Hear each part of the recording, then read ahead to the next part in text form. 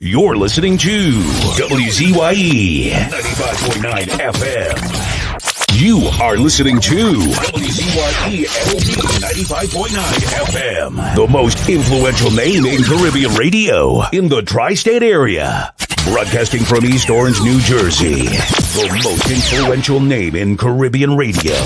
WZYE 95.9 FM.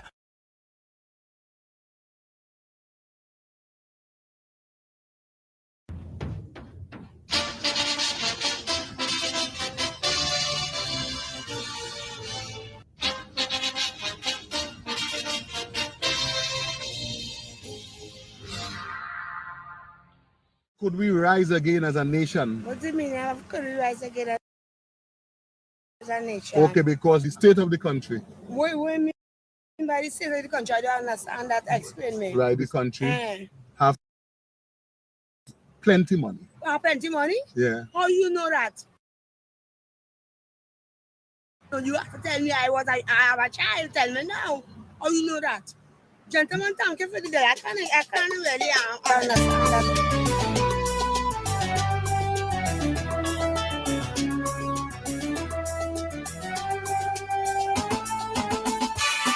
Oh mama, oh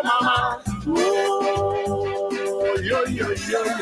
My nation is beginning, prophecy unfolding, judgment in morning. I love you still, mommy. When will it end? Tell me, how did we come this way? Oh my Trinidad and Tobago. While the nation still hope and pray, the devil busy, I say. Oh my Trinidad and Tobago. Oh no, I'm feeling the pain for you, mama. Revelation strikes at your corner. Still we are holding on. Your children have lost their way, fighting for survival each day. Oh no, going from dawn till dawn.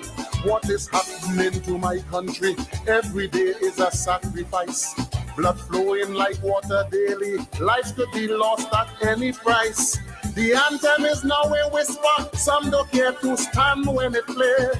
The lawless is now in control, so the good folks going away. Oh, my Trinity, strange signs all around we have. The hills are alive in a different way. Your babies are dying, brutally I'm seeing here. Would we rise again, come what may? Yeah. Oh, the mighty dollar. Now cast a spell of uncertainty. Oh my Trinidad and Tobago. You see, when the rich is getting richer, the poor must remain empty. Oh my Trinidad. Know that and Tobago. I say, oh no, people balling for pain and hunger, inflation, cost of living higher. Can't get no daily bread.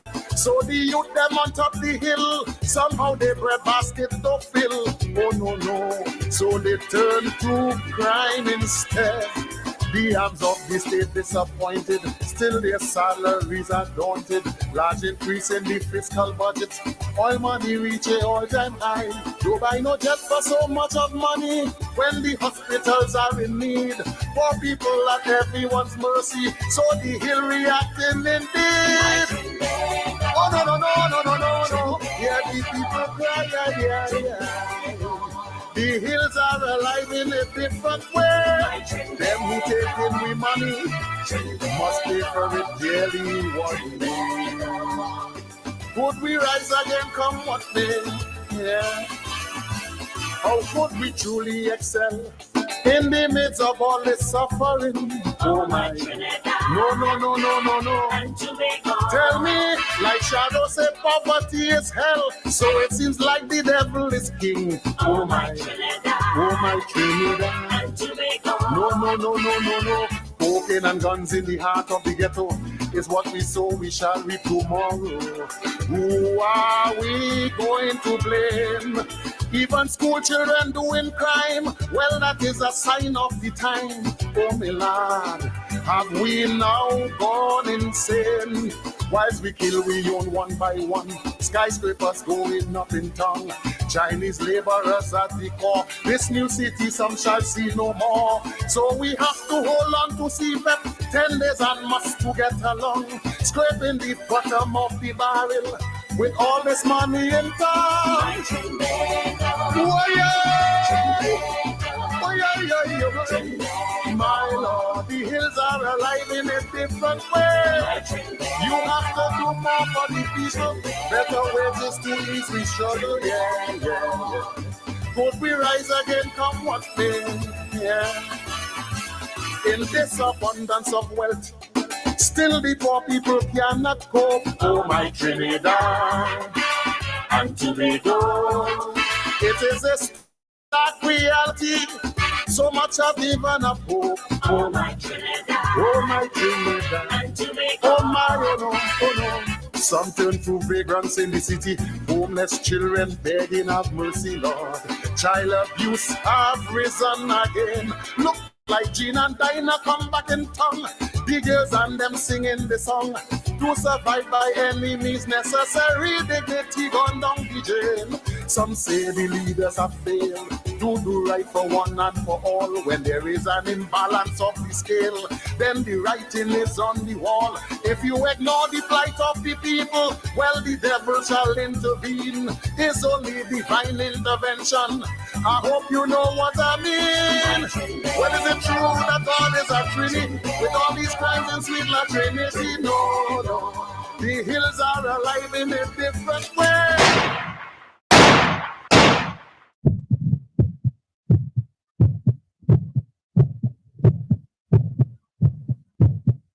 Population gone, run control, job control. And is it true we have all this money in this land of so much poverty? No. The Lord is my shepherd, come what may, yeah. To you the powers that be, hear the cries of the people you see. All this wealth and nothing for we. No. The cost of living is too high. This little money the poor can't buy. Oh my, why? There must be a way. There must be a way to help the people today. I say there must be a way. There must be a way. Yeah. Our Father who art in heaven, hallowed be thy name. Thy kingdom come, thy will be done. From Genesis to Revelation, in my Father's house there are many mansions. To take care of 1.3 million natural resources, he made provision to feed this nation. Look, we have oil and gas, it's Lake and Mars, and Calypso, Choppy and Limbo. Yeah. When there is no poverty, crime would decline naturally. Then we could live in harmony. My holy land Trinity, yeah. I love you, mama. I love you, mommy, yeah.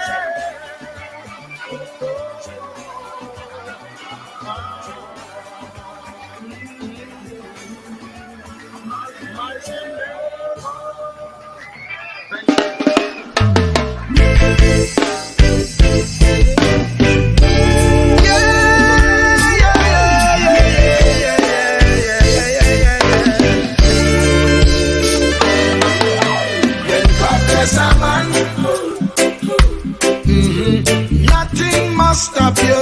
Yes, when God bless a man,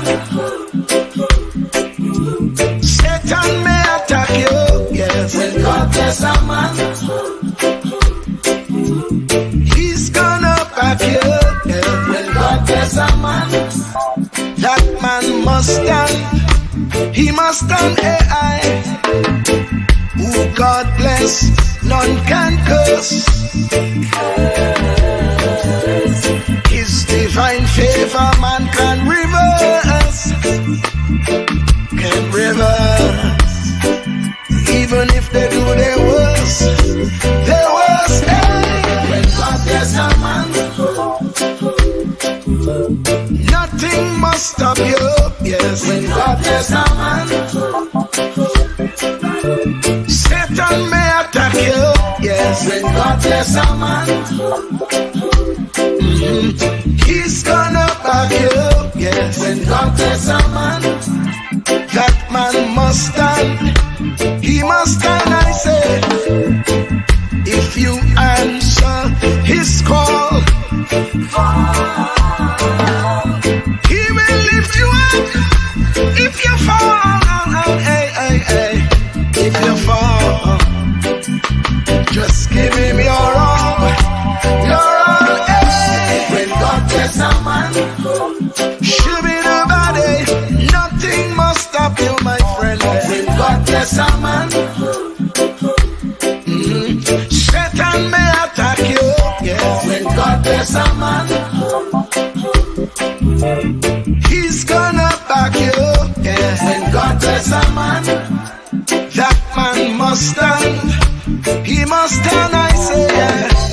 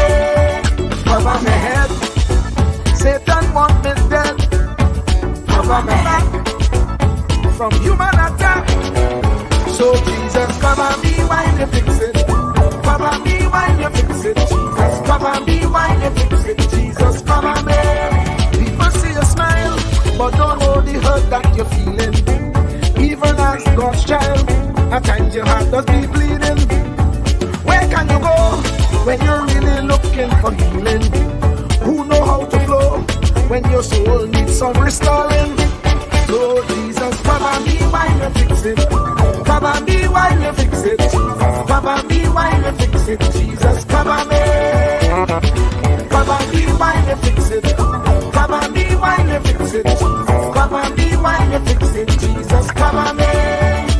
Cover me home from evils unknown. Cover me feet so I'll never retreat. Oh Lord, cover me while you fix it. Cover me while you fix it. Cover me while you fix it. Jesus, cover me.